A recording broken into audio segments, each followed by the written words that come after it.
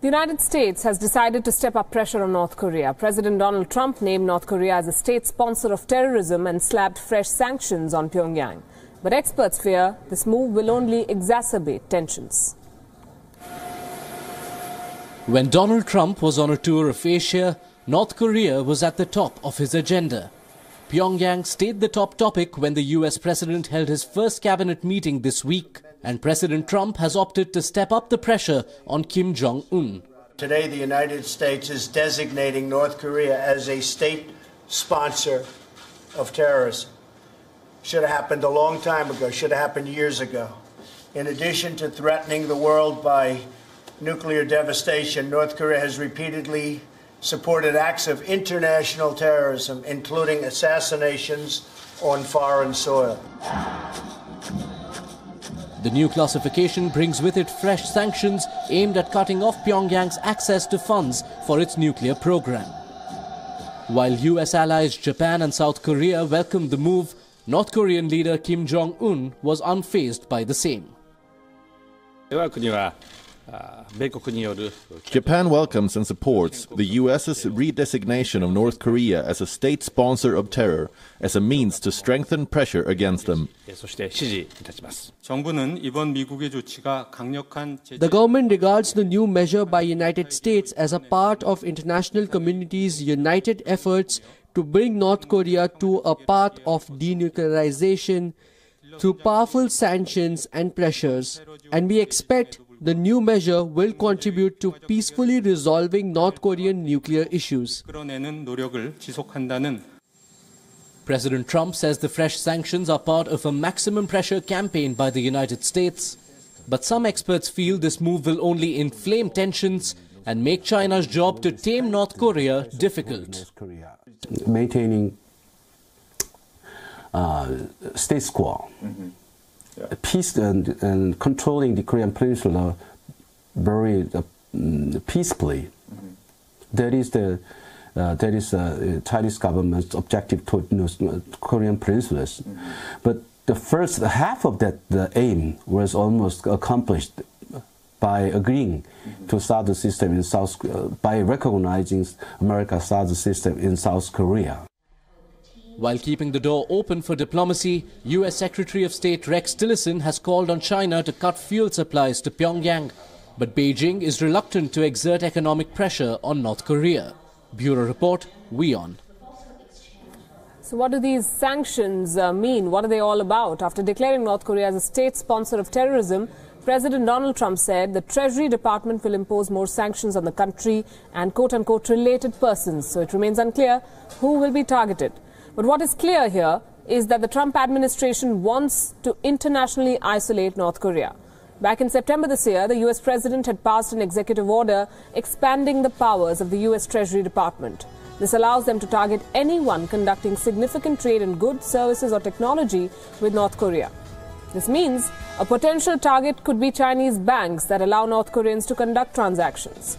Despite the tough posturing, US Secretary of State Rex Tillerson is striking a different note. He's leaving the door open for talks with Pyongyang. The US president wants China to step up pressure.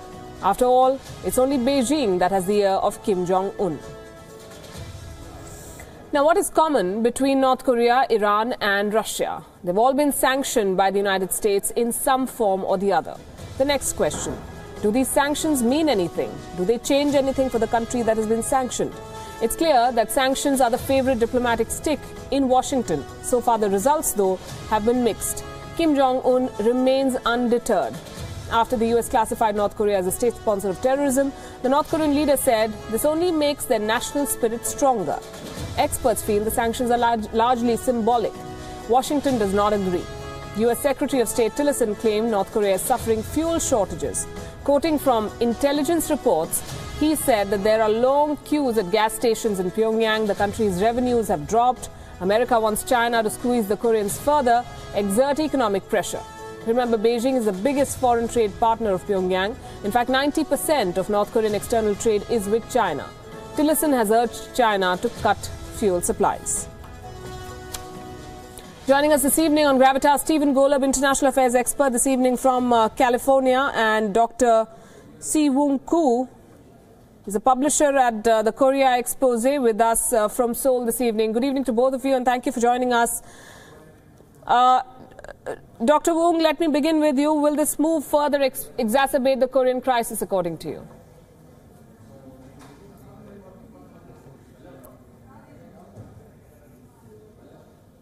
Well, I think we can only expect North Korea to react to a great deal of anger.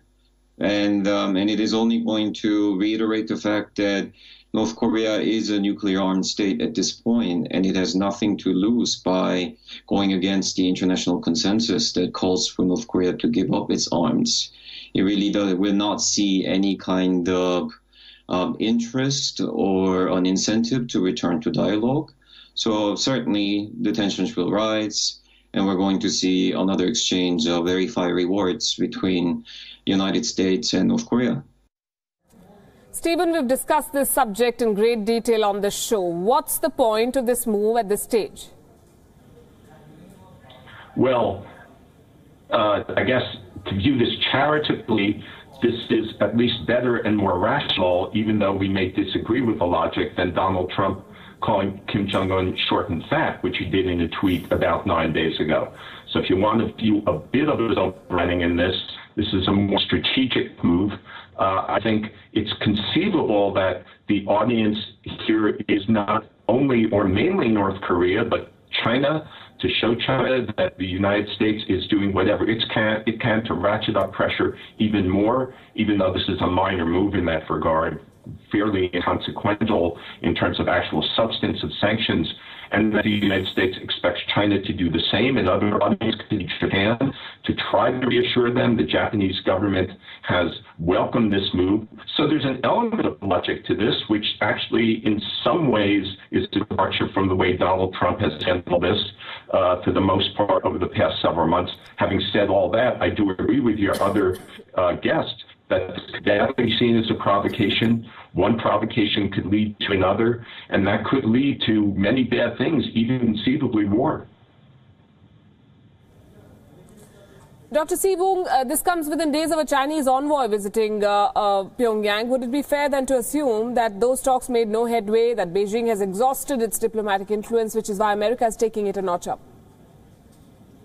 Well, I mean, yes and no, because you might know that the international community has been putting a great deal of pressure on China to do its part in trying to solve the North Korea nuclear crisis.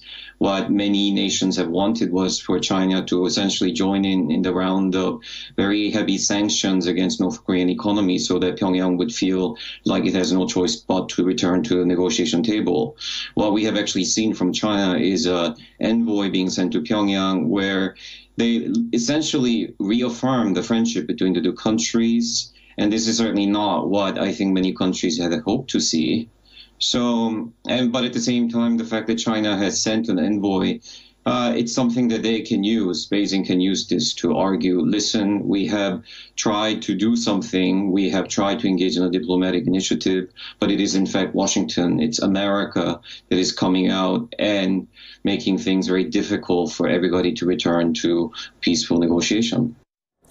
Stephen, is there a plan in place, or is this another ad hoc move by Washington by Donald Trump rather, to try to stamp his authority? Boy, that's a good question. You never know with Donald Trump. Is this part of some coordinated plan that to play good cop, bad cop, as it were, with Rex Tillerson, the Secretary of State, speaking relatively reasonably, trying to press for negotiations, and Trump threatening to be, a crazy guy, which in some respects he may actually be, or at least the mean, nasty guy that Rex Tillerson can say to the Chinese and North Koreans, yes, we need to move forward, otherwise the nasty guy who's my boss will take really unexpected actions that even I can't control. There may be that element of logic to this, but it's hard to tell because some of Donald Trump's moves are very, very poorly informed. There's been a recent report here that his national security advisor called Trump in a private conversation a dummy or someone very stupid, and that comes on top of what Rex Tillerson is reported to have said about Trump, calling him a moron some time ago. So there may be a method to this. Whether it's an effective method is another matter. You can't discount the possibility that Donald Trump is acting in a very ill-informed and even not so rational way when he makes various policy moves. Right. I'm going to request you both to stay with us. There's another angle, if you may, that I'd like to explore. Pyongyang, we know, is now barred from any U.S. development assistance, defense sales or export, which can be used for military purposes. We ask why Pakistan and Saudi Arabia are not on a list like this. Despite firm evidence, Washington continues to hold substantial engagement with both these countries. After taking over the White House, U.S. President Donald Trump has significantly increased Washington's engagement with Riyadh. In fact, his first foreign visit as president was to Saudi Arabia. During this visit, both countries signed a $110 billion arms deal. Clearly, money can buy a lot. Then comes Pakistan. The United States continues to extend substantial defense aid to Pakistan. In fact, recently, the U.S. Congress dropped the Lashkar-e-Toiba from the list of organizations that Islamabad should act against to qualify for defense assistance. The White House is facing pressure from many quarters in Washington now to fix this. A section of U.S. lawmakers are backing a bill in the House of Representatives to declare Pakistan a state sponsor of terrorism. Will that happen anytime soon? Well, your guess is as good as ours. But let me take this question then to Stephen. Do you see the hypocrisy here that we are trying to underline? Oh, yeah, there's a lot of inconsistency and hypocrisy in U.S. policy when it comes to combating terrorism. I realize from India's point of view, and from the point of view of many of us here in the U.S., its support to Pakistan or tolerance of what Pakistan is doing is very hypocritical. The logic there is, I guess you know, is that the U.S. needs Pakistan or feels it needs Pakistan to try to help or permit to help out in various ways regarding Afghanistan, even though Pakistan is at the same time part of the problem with Afghanistan, and the same does extend to Saudi Arabia, perhaps even so, which has tolerated the export of some very a form, an interpretation of Islam that is very, very radical and that may tend to contribute to violent extremism. Having said that, there is a potentially encouraging development in Saudi Arabia of this power grab by the crown prince there that may have some very selfish motives of its own going on, but may be a way, a step towards trying to crack down or reduce the influence of the very conservative religious establishment, which has helped to promote violent extremism around the world. Dr. Sivung, is the American approach to fighting terror selective, according to you? Well, I think that's a very good point, because in fact, you may recall that North Korea was on the official list of America's, what America has called state sponsors of terrorism. It was removed from that list some years ago. Now it's being returned to the list. I mean, has anything really changed in the meantime that really makes North Korea deserve this label now as compared to before? So it's very clear that the use of this list is highly political, and there's only really one reason for doing this. Washington has repeatedly stated that it wants to increase pressure on North Korea, and it is using this as a justification for bringing about more sanctions in the near future.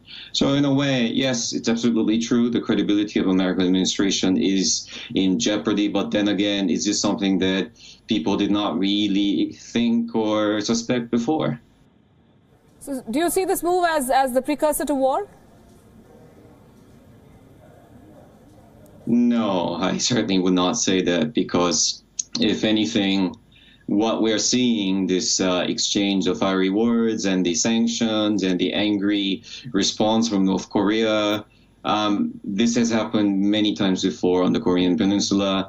In fact, the scenario that is unfolding right now is extremely similar to what we have seen in the 2000s when George W. Bush was president of America, and North Korea was acting quite belligerently and also declaring itself to be a nuclear-armed state. So what we'll probably see is tension rising quite rapidly, and at some point there will be this realization that putting pressure on North Korea probably does not work, and we will see return to negotiation once again, probably in the form of six-party talks. That is what we saw in the past, and this is what we can certainly expect to happen in the near future. We'll see how that goes. Thanks very much, Stephen Golub, Dr. Si Woong Koo. South Korea is on another list. Saudi Arabia, rather, is on another list. It is the UN Panel for Human Rights. So much for being fair. A viewer following this discussion says, by designating North Korea as state sponsor of terror, is America redefining terror definitions according to its national security interests?